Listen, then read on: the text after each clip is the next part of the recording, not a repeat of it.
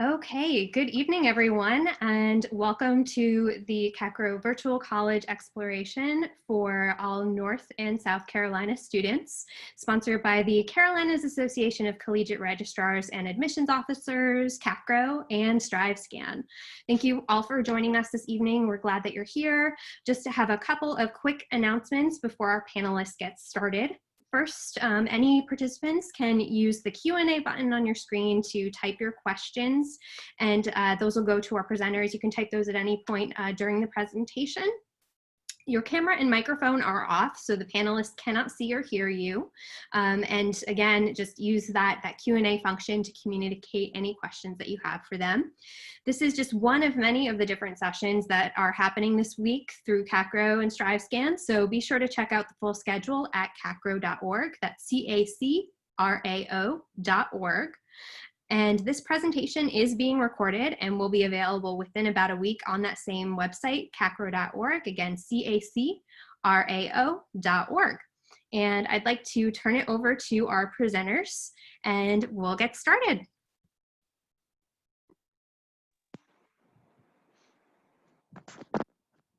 Hi, everyone. Thank you so much for joining us. I'm going to go ahead and share my screen here shortly, but my name is Annalie Henley. I'm the Senior Admissions Counselor at High Point University. Very excited to present to you tonight, and I will let my other two panelists introduce themselves as well. Hi, everyone. My name is Ashley Murray. I'm the Assistant Director of Admissions for William Peace University, and very much looking forward to talking to all of you. Hi, my name is Brittany Privet, and I am a regional representative for the College Foundation of North Carolina. Looking forward to talking to you a little bit more about colleges tonight. Awesome. So you are all here because we are in very different circumstances. A lot of y'all would be attending campus visits, going to open houses, sitting in on classroom visits, but right now that's just not possible. So I have a few tips for you throughout this presentation. The biggest thing this year is going to be communication. You need to speak with your admissions officers. That is going to be so important. So what are some questions that you can ask your admissions counselors? What are the admissions factors? They can tell you what they're looking for in the applicants, and how can your application stand out? Another great question to ask is, what is your ideal student? They will tell you that their university has very different students all across the board, but they all share one special thing, and that's what got them to that university. My favorite question that I get is, what is your favorite part about your campus? Because I can talk about High Point all day long, and my favorite thing might not be your favorite thing, but you can get my perspective as well as some other students and faculty. Another big one is there guaranteed housing? Not every university has housing for sophomores, juniors, and seniors, so you want to ask those questions. What are some admissions events that I should attend to learn more about campus life and engagement? Not every campus visit is created equally. They all have a different end goal. They all want you to learn more about the university. Some are based off of academics, the other are based off of organization. So you want to know, how is student life on that campus? Another really big question that I get a lot is, if I did poorly in one of my classes, how can I address that on my application? You can address that through an admissions interview. You can address that under additional information. You can address that in your essay. There are multiple different ways that you can address it, and having that conversation and being transparent with your admissions counselor is extremely important. And then the biggest question that I've gotten this year so far is, what is one common knowledge among admissions staff that most students do not know about the college admissions process? And I think my answer to that is, I am an admissions counselor. I just happen to work at High Point. So my job is to counsel you. Your fit might not be at one institution, but I know a lot of information about other institutions. My goal is to find out how much information, all the information about you and your ability to be successful in college, And just because I work for a certain university doesn't know I don't know about a lot of other colleges and universities. I'm here to counsel you and to help you find that best fit. And if you don't think that you're going to be eligible for admissions, apply for admissions and ask for an admissions interview, even if you don't think you're eligible. Demonstrated interest, especially this year, is going to go a very, very long way. And the admissions interview, and the more we know about you, the more we can advocate for you as well. So what are some different types of campus tours? So we have virtual tours, in-person campus tours, virtual information sessions, classroom visits, special topic sessions, and admissions interviews. Admissions interviews are extremely important because, again, we get to know more about you, but we also form a connection with you and in a relationship where we can go to the admissions committee and say, hey, Timmy deserves to be here. Timmy is really, really great. Virtual tours, most every university is going to have a virtual tour on their website. In-person campus tours might not be available at all institutions. So that's when you want to email the main admissions line, pick up the phone and call and say, hey, are you offering campus visits? Virtual information sessions and special topic sessions are available through a lot of universities this year. Classroom visits might not be able to happen this year because a lot of classes are happening virtually, but if you're doing your research and you're looking at organizations and you're building connections with faculty members, you can always say, hey, Dr. Smith, is it possible if I can sit in on your Intro to Biology course? I'm very interested. Would you be able to send me the Zoom link? The worst thing they can say is no, so it never hurts to ask. Demonstrated interest is going to look a lot different this year, but communicate with your school's admission staffs on how you can show demonstrated interest and different ways to get connected to the university. So like Annalie was saying, things are going to be a little bit different this year, and you really should be utilizing your admissions counselor as much as you possibly can. Like she was saying, we may work for a particular institution, but chances are we've worked for many others over the years and we're knowledgeable about others in the area, and we may be able to help connect you with a school that is just simply a better fit for you. We really are your partner in this process, and you should look at us in that way. We're here to work and help you, kind of guide you through the process and make it as simple as we possibly can for you. One thing I will point out for this year in particular, as you're looking at the different requirements that schools have, is that during the height of the pandemic, a lot of schools changed some of their policies. For example, they went test optional for a short period of time, or they might have accepted unofficial transcripts in order to make an admissions decision. So I think it's really helpful to make sure you're touching base and see if any of those policies are going to extend through next year, or whether they're going to change back to what their regular admissions policies were before the pandemic, and kind of what that looks like. As Annalie mentioned, there's tons of different types of virtual events that you can attend to get to know a school. Where we aren't able to host the types of on-campus events that we normally do, we want to make sure that as schools, we're still presenting you with opportunities to figure out if it's the right fit for you. That sort of vibe that you get on a campus is really hard to translate into the virtual realm, but we want to make sure that we're doing whatever we can to try to get that across to you. And I know that there's definitely some digital fatigue. A lot of you are doing virtual classes. You may be sitting at your computer all day, and I'm sure that sitting there for another hour or 2 hours later in the evening to go to a session sometimes can be tough, but I do promise you that it's worth it to really figure out where your future sort of lies. Beyond the events and the tours, like she mentioned as well, don't be afraid to communicate what you need from us. Just because we host certain sessions doesn't mean that we're necessarily covering all the information and all the people that you want to talk to and connect with in order to make your decision about which college is the right fit for you. So don't be afraid to let us know if there are specific members of the community that you really want to connect with, to have deeper conversations and to find out some more information. Faculty members are great to figure out a little bit more about your majors and what kind of classes you'll be taking. Current students to get their sort of perspective on things. Alumni are great resources that a lot of students forget about. They can tell you what kind of jobs they've been doing and things they've been active in outside of college. support staff, like those who are going to be using disability support services or tutoring centers. You can always reach out to them. Or even if there's certain clubs or organizations that you're really interested in being a part of, we can always connect you to members of those organizations as well. Social media, of course, can also be super helpful. Most schools have a main account on Instagram and Facebook and things like that. But a lot of them also have more specific groups for particular colleges within the university or certain programs. And those might have more specific information that's geared towards what you're interested in. So definitely make sure that you're seeing what other pages and other accounts that they have.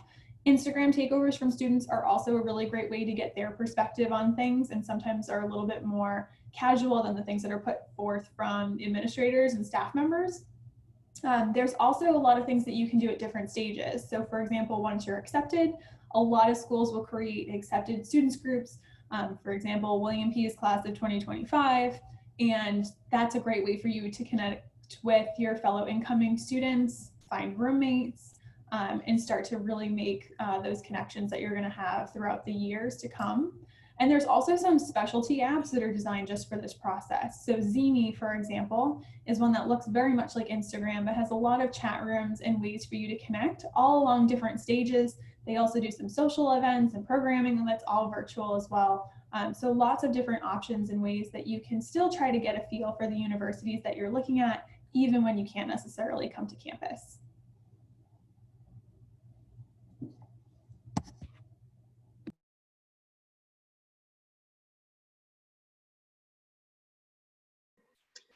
All right, so with regards to searching and these virtual tours and all of that stuff, much like Annalie and Ashley said, it's really important, especially in the time of COVID-19, to utilize your resources.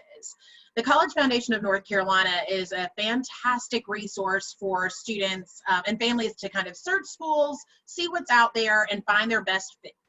I know we have some South Carolina students who are online today, and you can definitely use CFNC as well, especially if you're looking for schools within the state of North Carolina. But the College Board would be an awesome resource for those students who are looking on the national level. You can search schools on a national level through CFNC, but this is definitely very North Carolina specific when it comes to the colleges and the information that we offer. When looking at colleges, it is extremely important to find your fit and not just go with what your friend is looking for or where your parents may think is going to be the best fit for you. It's a personal decision. I like to use the example as if all of the people on this panel tonight had the opportunity to go out to eat for dinner tonight, we probably wouldn't pick the same place, but that doesn't mean we can't be friends. And that's the same with choosing a school. You want to make sure you choose the best fit for you based on your tastes and based on your needs. So the three biggest things that I encourage students to look for are major, size, and location. You want to make sure the school has the major that you're looking for, or at least gives you enough options and support to find out what you want to be when you grow up. Most students will change their mind. Most students come in and may have one thing in mind for a major and switch it up by the time they get to sophomore year. That is fine. Most schools don't allow you to declare a major until your sophomore year. So you have time to explore, but we really encourage you to find a school that's going to give you options, or at least options in areas that you'd like to study. And on CFNC, we have a college search where you can search based on major. When it comes to size of institution, that can impact a lot of things, including classroom size, interaction with professors, school spirit, all of those things, opportunities for leadership roles. So I highly encourage you to figure out what's going to be the best fit for you with regards to a large school, a medium school, or a small school, because we all learn in different ways. Some of us learn better in larger environments where we can focus more on what the professor is talking about instead of focusing more on how to react to what the professor is talking about and participate in discussion. Whereas some of us like to have a Socratic class where they actually have a discussion more so than a lecture. You have to figure out what's best for you, and the size of the institution can really impact that. Also, location. Location is a huge factor in where you decide to attend school. How close is it to home? How far is it from home? Are you able to get to and from home on breaks? Also think about weather weather can actually impact the classes that you take. There are some schools in Western North Carolina that offer some winter sports as PE courses because of the weather that they have. So I highly recommend looking into location and also what opportunities are around the campus when it comes to location. If you'd like to be a business major, some students choose to go to a campus in an urban environment because of opportunities in town. That doesn't mean a school in a rural environment is not going to have a great business program. There are some rural schools in North Carolina that have fantastic business programs, but location can really impact internships and also opportunities outside of the classroom. So keep that in mind. Brittany, can I share something about college visits Sure. pertaining to weather? Sure. So if you are interested in going out of state and you want to visit this school, make sure that your parents or your guardians let you drive to these campus visits, because if you're applying to a school in Florida and you've never drove to Florida before, that 12-hour drive might be really difficult for you. If you're interested in going to school in the Western North Carolinas or in a place where it snows, go visit that campus on a snowy day, because you are still required to go to class even though it snows. If you're interested in going to school at the beach or on the coast, go on a day where it rains or when it's really hot and muggy and walk around the campus, because that's a really great way that you're going to feel like a student without actually going there quite yet. This is all why we encourage you to find a way to connect with campuses before you apply. We want you to step foot on campus or get a feel for the campus virtually to get a better understanding of if it's a good fit for you. College is an investment. Typically you pay money to attend college, so we want you to find the best fit for you to ensure that you have the best return on your investment by being successful at that campus. So we really want you to take the time to explore these schools and do your research, because you may have questions that we can't answer as a general panel, but you may find out if you connect with an admissions counselor or a student on a campus that you're thinking about attending. The next thing I want to talk about is scholarships. Don't forget that scholarships are a part of the college process. Again, cfnc.org has a fantastic scholarship database that covers North Carolina statewide scholarships. And we even have a search engine where you can look based on whatever criteria that you're thinking about. So you can look based on county, eligible populations, the college type. So whether it's a community college or a four-year institution, but scholarships are also a part of the planning process when it comes to finding the best fit for you. Sometimes students pick a school based on financial opportunities in the form of scholarships. So keep in mind that we want you to explore these schools. We want you to step foot on campus and explore virtually if you can't step foot on campus, but also explore whatever financial opportunities are out there for you, because sticker price is not what most students pay, but students who start early, and that really means junior year, looking for scholarship opportunities, typically come out with the best financial aid package. So keep that in mind.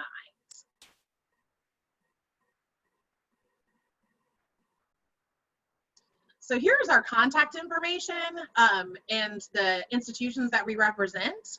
And we're going to open it up for questions now. And I see that we have two in the chat that we haven't been able to cover as of yet. One of them is how does the virtual application differ from an in-person application, and how does the coronavirus impact college entrance? That is a really great question. So a lot of universities have their own application platforms. Some use common applications, some use their own application, which is posted on their website. No applications will be done in person on campus. There are some universities that do on-site admissions, but that is not most likely going to happen this year. So reaching out to the institution and asking them how they start their application process. For my institution, we're exclusively on common application. For some institutions, they are on multiple different platforms, so you can apply in multiple different ways. Coronavirus is going to impact the college entrance because we are constantly rewriting the rules when it comes to admissions this year. A lot of our policies have had to change. A lot of our scholarship information has changed. A lot of us are going test optional or test blind, which is why it's so important to start these conversations with your admissions representative as soon as possible, so you know what is different from each institution. You are able to, if you're not a strong test taker and you didn't do well on the SAT or ACT, or you know standardized testing is not your thing, this is your year, because so many institutions are not even going to pay remote close attention to those test scores, because a lot of students haven't had the opportunity to take those tests yet. So course rigor, school rigor, your grades, trend of grades, ask if you have a holistic application approach. Those are all really great ways to bridge that, information gap that you might have from these particular institutions. Another question that we got was, some people don't like computers, and now that they've been on the computer for so long, they definitely don't like technology now. And so after coronavirus, what's the best way to go to college with limited technology use? Brittany or Ashley, do you want to tackle that one?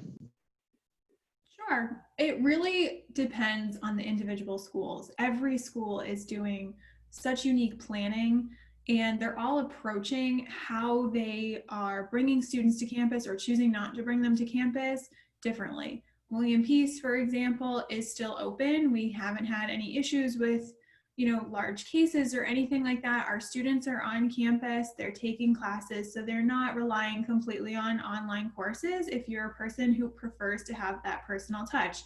Other schools, they've chosen that the best course for their students is to put everything completely online. If you're a student who knows that technology is not your friend, and online learning does come with, their own unique challenges, and if you don't think that that's a great fit for you, then definitely make sure you're talking to the universities about whether or not they're open. Are they live on campus? Are they doing hybrid courses, or are they completely on campus altogether? And making sure that you're keeping in touch with them, because as we've mentioned, things are changing just so quickly, and what works today might not work anymore a week from now, depending on the world and the way things are looking and developing over time. So again, really making sure that you're keeping in touch with your admissions counselors and your advisors and the people that you're working with, to make sure that if you picked a certain school based on, their ability, for example, to be on campus, that that's something that they're continuing to be able to do, that they're not running into any issues, that they're going to plan to continue to be open in the future, and just making sure that you're keeping afloat of any changes that are happening. And if I could just add, your major will also dictate how much technology you use. Engineering majors use a lot more technology than English majors. Of course, computer science majors use a lot more technology than music majors. So your experience with technology may differ depending on what you decide to pursue as a major. And unfortunately, not unfortunately, I shouldn't say that, but for people who are not technologically inclined like myself, we are moving towards a more technologically advanced society. So I think technology is going to be incorporated into your education regardless, but it really depends. How you interact with technology will really depend on what type of major you pursue and the institution that you decide to attend. And that's a really good question to ask when you decide to take a virtual tour or a campus tour or reach out to admissions counselor. Thanks, guys. Another question that we have is, I have no idea where to even start for college, for my college future. Any advice? And oh my gosh, y'all are speaking to somebody who changed their major 5 times when they were in college. I had no idea what I wanted to do. And it's hard, especially since North Carolina and South Carolina, we are very, very lucky to have such a great public and private school system. So thinking about where's the farthest that you want to drive? Do you want to be close to home? Do you want to be far away from home? If there was an emergency, do you want to be close to home? You want to think about what are your interests? What major do you want to pursue? If you're undeclared or you're undecided, what universities have really great programs that really develop those undeclared students? Are you able to have that trial and error part of college without wasting your 4-year credits? You also want to think about, do you like a big environment versus a small environment? And you're really not going to get to know that until you step foot on that campus or you talk to an admissions counselor or a student. And it's okay, guys, if your preferences change. If, you know, that's why we have so many great transfer admissions counselors, because your junior year, you might completely change into a different person. But when you do start at an institution, you have, you know, 4 years to really develop yourself. So just start doing a lot of reflecting. What do you like to do? What do you not like to do? Do you like big cities? Do you not like big cities? Do you want to be able to have your car? Do you want a parking spot? Is your room a big determining factor? What does your dorm room look like? The food, oh my gosh, guys, if you ever get the chance to eat on a college campus while you're there, try it out, because you're going to be eating that food every single day for 4 years. If you don't like it, that's too bad. So eat the food. I mean, these are just so many different things that you can start thinking about, and then using those CFNC searches and typing in urban, suburban, private, public, large, small, and it will pull up schools that are a good fit for you, and you start from there and start having conversations. To go along with that, on CFNC, we actually have a learn about yourself portion. So if you click plan for your future at the top of our page and plan for a career, there are different surveys that you can take to learn more about yourself and learn what skills you possess, along with what your values are. And it will actually bring up careers in the state of North Carolina and some of South Carolina to give you a better gauge of what's out there for people like you. And will also let you know what colleges in the state actually have majors that lead into that career. So I usually tell students that's a really great place to start, because you really don't know where you're going to go unless you know a little bit about who you are and where you've been. So I am a really, really big proponent for making sure that students take these quizzes and take these surveys on our site to learn more about who you are, and then also take them more than once. I took one when I was in high school, and that was a long time ago, and I took one recently, and my answers were completely different because I've evolved as a person. So if you are trying to get started and trying to figure out what to do, I definitely recommend taking some quizzes to learn a little bit more about who you are, and seeing what jobs are out there for that. The Enneagram is really, really fun. If you've never heard of it, look it up and take it. This next question that we have are, what are some ways to know if you prefer small schools or big schools? Can I start with this one? Yeah, go ahead. So I previously worked in admissions before this position, and my first job was at a school with about 28,000 students.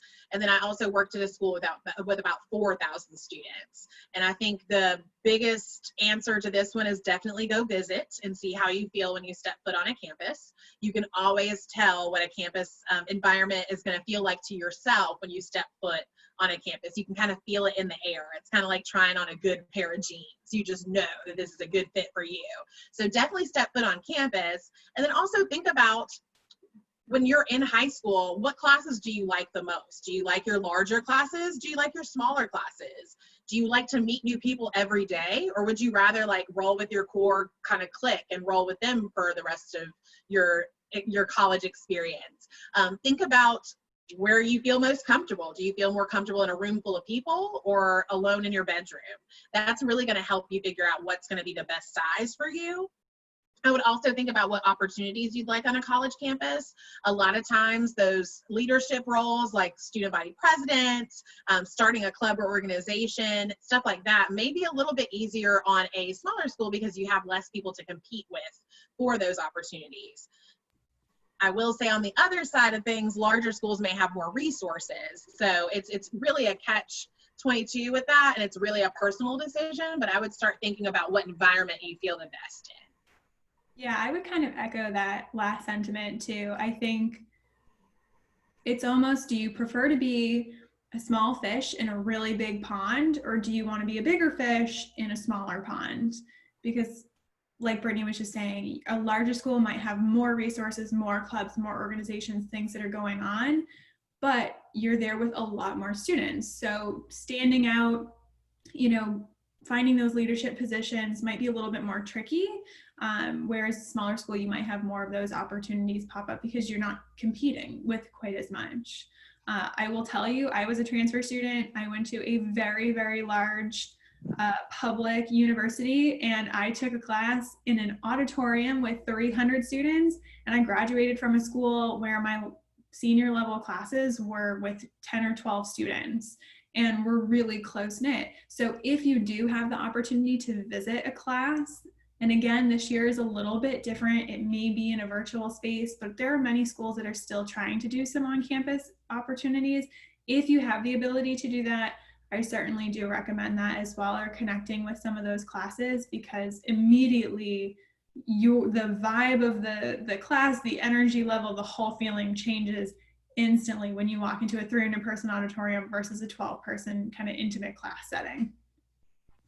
Another thing with large institutions too is if you are looking like a Clemson or an NC State or a university that has a large student population, start looking at honor schools, honors colleges, fellowships, separate cohorts that you can join, because it's a really great way to make a large school feel a lot smaller, and you can find your clique a lot quicker as well. The second question that we have here is, who would be an admissions counselor? What are admissions counselors? So your admissions counselor is going to be kind of your go-to point person for every school that you're working with. They're sort of counselors on both sides. So many of you have high school counselors or college advisors. They sometimes have different titles, but some of you have staff at your high schools that you're working with who are there to kind of guide you in the application process. So they're one side of things. And then you also have college admissions counselors, which are representatives of each of the institutions individually. I like to use the analogy of we are like your lawyers. We are here to advocate for you. And if we don't know something about you and your application goes to the committee and they say, hey, can you reach out to little Timmy and get some more information before we accept or deny them? That's going to make your decision last a lot longer. So the more information we know about you, the easier it is to advocate for you. So we are just here to help. I would also say that most, not all schools actually have assigned admissions counselors to specific areas. So if you have a school in mind that you want to go to or at least apply to, go to their website, click admissions, and see if there's a tab that says meet us, meet your counselor, contact us, anything like that. And sometimes you'll be able to actually find out who's in charge of your specific high school or your county. Find your person on a college campus. So whether it's an admissions counselor, a tour guide, anything like that, if you go on a college tour, if you do a virtual visit or a virtual event, get the contact information of the person that you worked with so that you can actually follow up with them and streamline your questions to that one person. Because again, they're going to be the person that advocates for you when it comes time to make a final decision. One question that we have here is going to a community college a bad thing? And absolutely not. No. So I went to school, I went 3 semesters at community college, and then I transferred to in-state public school, and I was able to meet a bunch of different people in a bunch of different departments and programs. I was able to work and save up some money. I was able to really figure out what I wanted to do, even though I changed my major 5 times. But it's okay. I had the flexibility to do that because I already got a lot of my general education curriculum taken care of. There is a really bad stigma that goes with going to community college, but it's not a bad thing. It allows you to save money. It allows you to figure out a lot of things. And there are honestly so many opportunities for young individuals graduating from a trade school or a community college to make a lot of money after graduation. So don't feel bad for going to community college. And if you're already taking college level classes as a high school student, your classes might transfer to that institution. That's another great question to ask admissions is the community college classes that I'm taking going to transfer into your school, and what does that transfer process look like? Yeah, I will say I'm the assistant director of admissions, so I work a lot with our freshmen, but I also specifically work with all of our transfer students one-on-one throughout the admissions process. And I've worked with transfer students for many years now. You all are near and dear to my heart, but community college students, you come in with so much experience, you've tested out a lot of classes, you've already started to find yourself what works for you, what doesn't work for you. It's a great opportunity for you really even to figure out, do I want a big school or a small school, or being near a city or near a rural area? If you're testing out one opportunity or one kind of option at the community college level, it's going to give you a fit for where you might want to be, in the future moving forward from there. And it just really provides us as, university representatives with really great, involved, and well-rounded students. So don't ever see going to a community college first as a bad thing. Like Annalie said, you can have savings that gets added, you get great experience, your resume and your application gets built up quite a bit. And a lot of schools also have, I know we do, for example, have specific scholarships for transfer students, even specific programs with certain community colleges or partnership programs. Also make sure that you're exploring articulation agreements, because you may find that if you're interested in a certain four-year institution, that there's already an agreement in place where if you complete a certain associate's degree at your local community college or one that's near you, that it's guaranteed that all of your credits will transfer down the line into a four-year bachelor's degree program. So articulation agreements are another great thing to ask both your community college advisor and also your four-year counselor or advisor about. And applying as a transfer student is a different process. So when you decide to take a campus tour or reach out to a campus, make sure that they know that you're currently enrolled at a community college or another institution, so they can advise you on the process and how it differs. The transfer process and deadlines and all that stuff vary from school to school, so we won't get into the nitty-gritty on that, but it is a different process than it is applying as an incoming freshman. I will say students who come from early colleges or come in as a high school student with college credits under their belt, you're not typically considered a transfer student at institutions. So make sure that you let colleges know your situation so they can best advise you on how to apply the process and how to make yourself the most competitive applicant that you can be.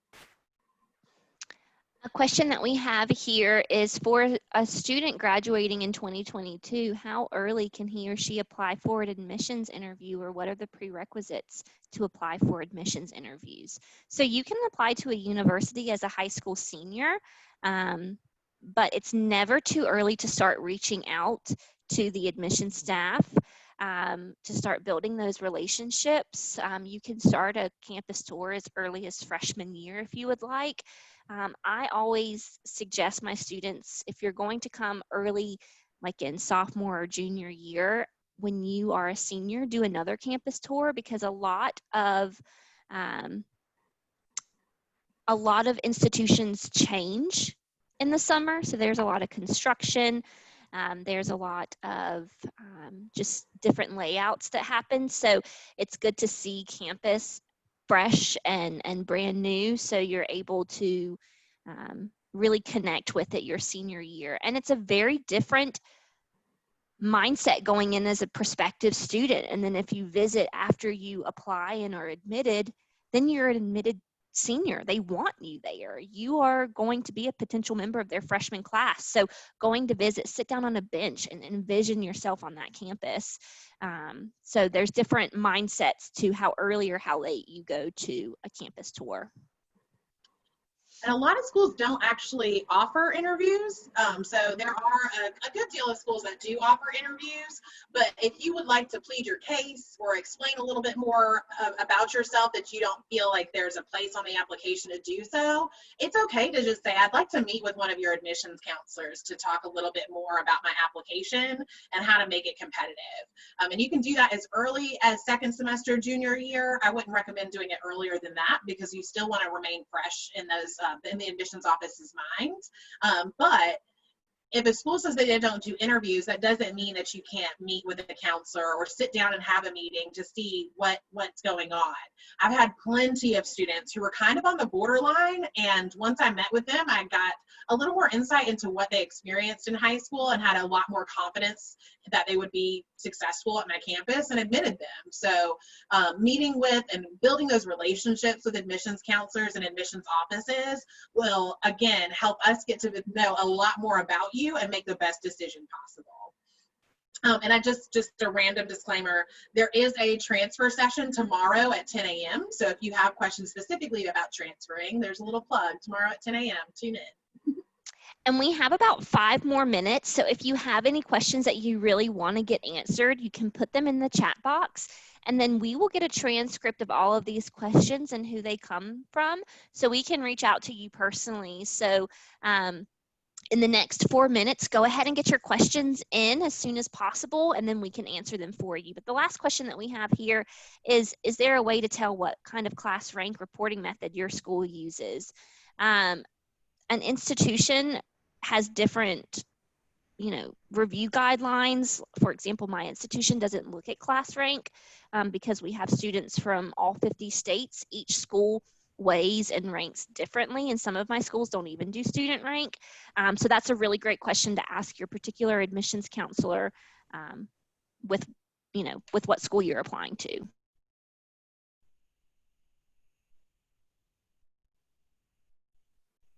That's another question that you can call and ask the admissions office. So if you are concerned about your class rank or anything like that, if you're on a campus tour, it's okay to say, hey, I'd like to know how class rank will be factored into things. Ask those nitty-gritty questions.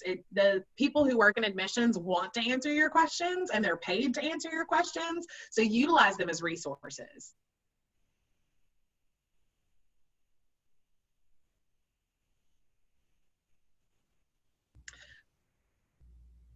It looks like, well, I'd be emailed every time there's a meeting. Just, do you mind typing in a little more clarification what kind of meeting you mean?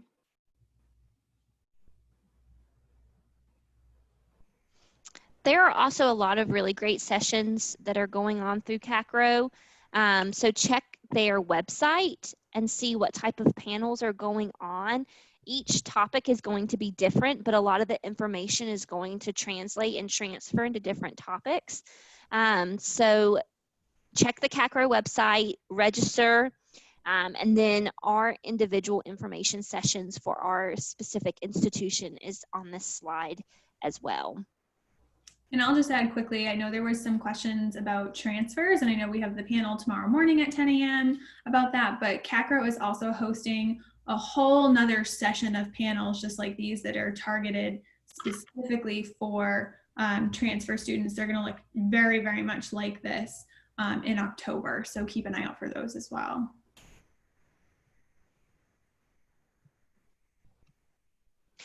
And then there's a lot of students asking about if they did take their test scores and they did really well, can they still submit them? Yes, a lot of institutions are just going test optional because they don't want to punish students for factors that they cannot control. So if you've taken the test and you did really well, still submit those scores. They will still review those for admissions and for scholarship.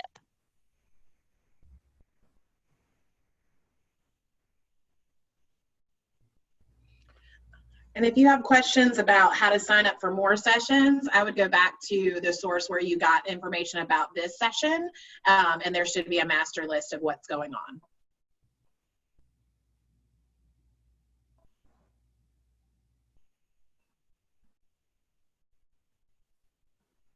Okay. Thanks for coming.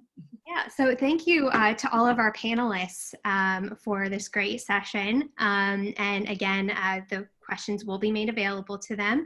We just ask that any participants, there's going to be a very quick 4-question survey when you close out this window as soon as I end the session. So we'd appreciate any feedback you can give. This is, again, just one of many sessions that CACRAO is hosting this week with StriveScan, and all of that is available at cacrao.org, CACRAO.org. And you'll also be able to see the recording for this session if you want to come back to it right on that website in about a week. Thank you everyone again, and have a great night. Thank y'all. Great job, ladies. Yay.